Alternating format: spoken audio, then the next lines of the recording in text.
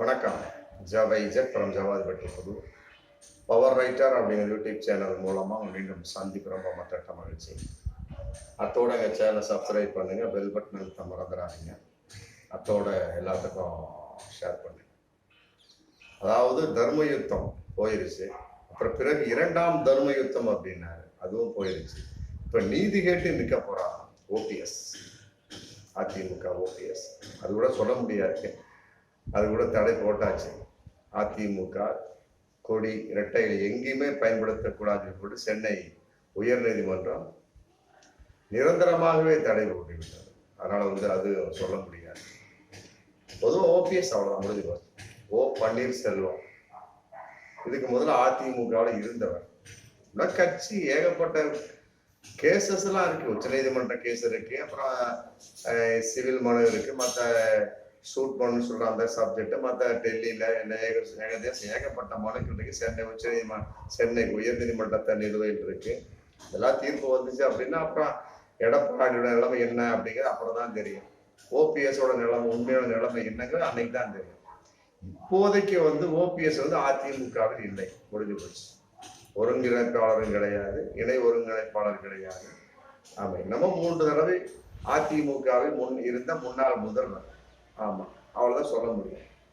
அவரு பாவம் பாஜக அவர் விட்டு கொடுத்துக்கிட்டே இருந்தாருங்க, சும்மா சொல்லக்கூடாது.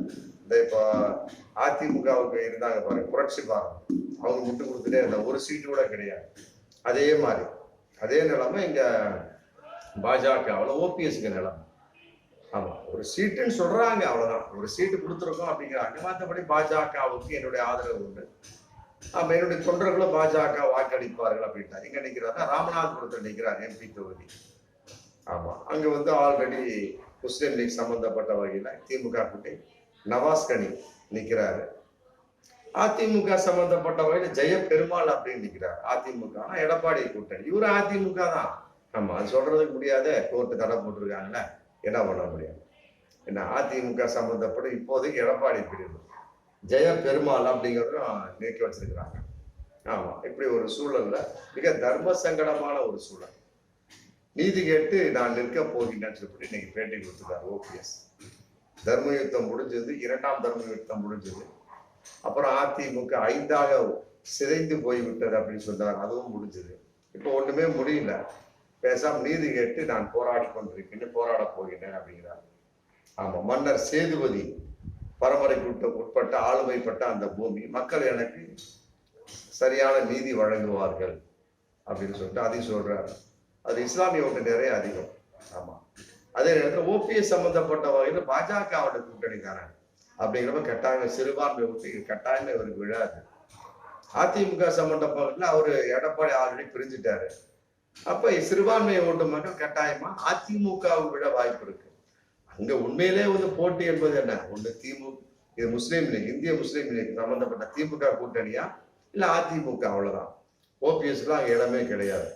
இன்னும் சொல்ல போனா பாஜகவோட கூட்டணி இல்லாம நான் நிற்கின்றேன் அப்படின்னு சொன்னார் வைங்களா ஓபிஎஸ், கட்டாயமா ஏதோ ஓட்டு விழ வாய்ப்பு இருக்குது. அங்க அவருக்குன்னு ஒரு கூட்டணி, ஒரு தொண்டர்களை அவருக்கு ஆதரவான தொண்டர்கள் இருப்பாங்க ராமநாதபுரம் தொகுதியில. அதன் அடிப்படையில் இஸ்லாமிய சம்பந்தப்பட்ட மக்கள் அதிகமா இருக்கிறனால கட்டாயம் ஓட்டு விழ வாய்ப்பு இருக்கு. பாஜகவோட கூட்டணி இல்லை என்று சொன்னால் மட்டும்தான் பாஜகவோட கூட்டணி. மற்றபடி பாஜக ஒதுக்கிய அந்த தொகுதியில வேறு சின்னத்தை நான் போட்டியிடுகின்றேன் அப்படிங்கிறார். அவங்க சொல்லிட்டாங்க, தாமரையில தாங்க நிக்கணும் அப்படின்ட்டாங்க. இல்லையா, அந்த கட்சியை க்ளோஸ் பண்ணிட்டு சரத்குமார் இணைஞ்சிரு அப்படின்ட்டாங்க, முடிஞ்சு போச்சு. நான் அதெல்லாம் விட மாட்டேன், எனக்கு கோர்ட்ல கேஸ் இருக்கு இல்லையா. அதனால இந்த வகையில ஓபிஎஸ் உஷார் தான்.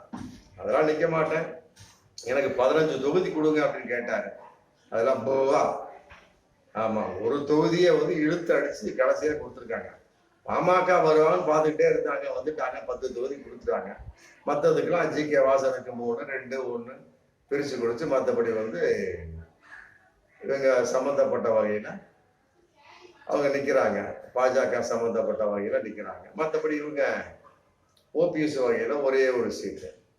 ஆமா, அது இழுத்து பிடிச்சி கடைசி நேரத்துல சேலத்துல பேசுற வகையில மைக்க கையில புடுங்கி திருப்பும் கொடுத்து திரும்ப பேச விடாம பிடுங்கி இத்தனை லொல்லு அப்பா உண்மையிலே வந்து ஓபிஎஸ் ரொம்ப பொறுமையாளரா இருக்கிறாரா, இல்ல வந்து பின்னால் எனக்கு மிகப்பெரிய வெற்றி இருக்கிறது என்ற ஒரு மிகப்பெரிய ஒரு அமைதியில் இருக்கின்றாரா என்பது தெரியும். ஆனா ஒண்ணு மட்டும் ஒரு இயற்கை வந்து இப்படிப்பட்ட படுறவர்கள் கட்டாயமாக வந்து ஏதோ ஒரு வகையில வந்து துணை நிற்கும். ஆனா பாஜகவோடு துணை நிற்கிறார் அப்படிங்கிறது ஒரு பகிரங்கமான ஒரு கேள்வியா இருந்துகிட்டு இருக்கு. இயற்கை துணை நிற்கும் ஓபிஎஸ்க்கு இல்லாம இல்லை. ஆனா இவர் பாஜகவோட கூட்டணி இருக்கிறார் அப்படிங்கிறப்ப ஓட்டு விழ வாய்ப்பு இல்லை. ஆமா, ஏதோ இஸ்லாமிய ஓட்டு வந்து ஏதோ ஒரு வகையில விழுந்தாலுமே கூட அதுவும் பாஜக கூட்டணி இல்லை அப்படின்னு சொன்னாதான் வரும். இது சுயேட்சையா நிக்கிறாருன்னா அப்புறம் எதுக்கு பாஜக இழுக்க வேண்டும் அப்படிங்கிற கேள்வி இருக்கு இல்லையா? இரட்டை இலையில நிக்கிறீங்க, ஒரு நிருபர் கேட்டிருக்காரு, என்னங்க இரட்டை இலையில் நிக்கிறீங்க, உங்களுடைய சின்னமாச்சு உங்களுக்கு எதிராகவே நீங்க நிக்கிறீங்க அப்படின்னு கேட்டிருக்காரு. அப்படிலாம் கிடையாது. ஆமா, அது வேறு இது வேறு. ஏன்னா இரட்டை இலையை பெறுவதற்காக நிற்கின்றோம், எதிர்த்து நிற்கவில்லை என்று பேட்டி கொடுத்திருக்கிறாரு. அப்புறம் இன்னொரு நிருபர் கேட்டிருக்கிறாரு, நீங்க வந்து ஆல்ரெடி தெரிஞ்ச முகம். ஆமா, இரட்டை இலையை தெரிஞ்ச முகம், 3 தடவை முதலமைச்சராக இருந்தவர், ஜெயலலிதாவோட கடைசி வரைக்கும் இருந்தவர். அப்படிங்கிற சமயத்துல இரட்டை இலை அப்படி நிற்கக்கூடிய சமயத்துல ஓபிஎஸ் நிக்கிறாங்க போட்டு இரட்டை இலைக்கு குத்திட்டாலும் உங்களுக்கு ஓட்டு விழா போயிருவாங்க அப்படின்னு அதையும் கேட்டிருக்காங்க. அப்ப அது சொல்ல இல்லைங்க, மக்கள்லாம் ரொம்ப உஷாரா இருக்கிறாங்க, அப்படின்னா இது ஓட்டு போட மாட்டாங்க அப்படிங்க அதையும் வந்து சொல்லி யார் சொல்லியிருக்கா? ஓபிஎஸ் சொல்ல. ஓபிஎஸ் வந்து ரொம்ப தடுமாறிட்டாரா இந்த மாதிரி கேள்வியில. நிருபர்கள் கேட்கக்கூடிய கேள்வி ஓவர் டேக்மா பண்ணிட்டாங்க, தடுமாறிட்டார். பக்கத்துல இருந்த வைத்தியில் நீங்க வந்து இதுக்கு பதில் சொல்லியிருக்கீங்க. அப்பெல்லாம் இல்லைங்க, மக்கள் அப்படி நினைக்க மாட்டாங்க அப்படின்னு சொல்லிட்டு அப்புறம் ஓபிஎஸ் சொன்னார், நாங்க ஒரு சின்னத்தை ரெடி பண்ணி வச்சிருக்கோம், அதை தேர்தல் ஆணையத்துக்கு சொல்லுவோம், அதன் அடிப்படையில் நாங்க போட்டியிடுவோம் என்ன அப்படின்னு போட்டு சொல்லியிருக்கிறார். இந்த அளவுக்கு மிக நெருக்கடியான ஒரு சூழல்ல ஓபிஎஸ் நின்று, அதுவும் சுயேட்சையா நின்றாக்க ஒரு பாராட்டக்கூடிய விஷயம், ஓட்டு விட வாய்ப்பு இருக்கு. பாஜக கூட்டணி இருக்கக்கூடிய சமயத்துல எவ்வாறு அப்படிங்கிறது மிகப்பெரிய ஒரு கேள்விக்குதான். முதல்ல கூட ராமநாதபுரத்துல வந்து மோடி நிக்க வைக்கிற மாதிரி தான் இருந்தது பாஜக. அப்ப சீமான் சம்பந்தப்பட்ட சொன்னாங்க, மோடி நின்னான்னா சீமா வந்து சொன்னார், நான் ஆப்போசிட், அவருக்கு ஆப்போசிட் நான் நிற்பேன் அப்படின்னாரு. திமுக நான் நிக்க மாட்டேன் அப்படின்ட்டார். அந்த மாதிரிலாம் இருக்கக்கூடிய சமயத்துல ராமநாதபுரத்துல மோடியையும் நிக்க வைக்கக்கூடிய ஒரு சூழ்நிலை வந்து ஒரு நேரம் இருந்தது. இன்னைக்கு அவரு வேறு பக்கம் போயிட்டாரு, வட இந்தியா பக்கம் நிக்கிறாரு.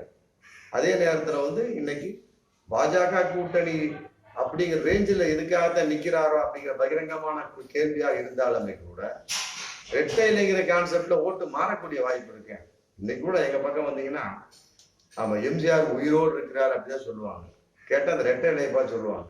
ஏன் பலர் இன்னைக்கு கருணாநிதி இன்னைக்கு உயிரோடு தான் இருக்கிறார் அப்படின்பாரு. அவர் கொடுத்த டிவி இன்னைக்கு ஓடிட்டு இருக்குதுங்க. அவர் கொடுத்தாருங்களே அந்த டிவி, இலவசமா கொடுத்த டிவி இன்னைக்கு ஓடிட்டு இருக்கு.